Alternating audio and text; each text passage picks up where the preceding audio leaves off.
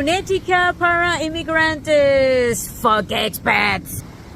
Remember I told you in some other video that in Spanish we don't have schwas, that, we just don't do that. If you have an that sounds like an in every fucking syllable. It doesn't matter if it is stressed or not.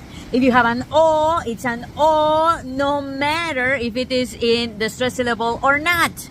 Because if you think about it, in English, you do this. You pronounce the vowels openly only when it's a stressed syllable. Then for everything else, you have this fucking schwa.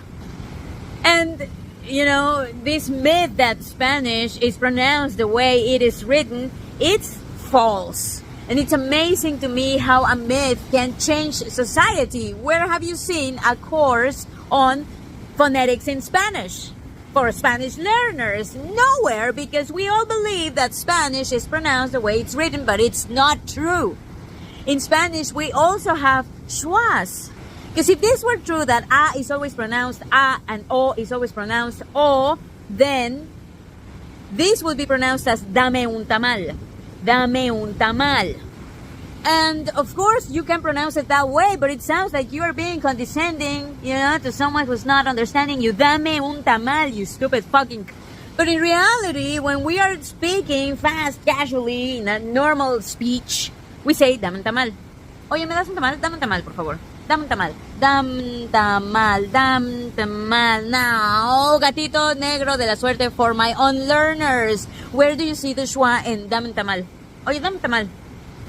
So, my dear immigrants, I'm gonna ask you to do something that you are not used to do. But if you don't want to sound silly in Spanish, listen to the natives. Listen to the natives. How we are sounding. What sounds do we replicate? What sounds you don't have in your own language? What are the patterns? All of these things that we Latinos have been doing with English for fucking ages. Now it's time you do it for us in Spanish, because you are a fucking guest.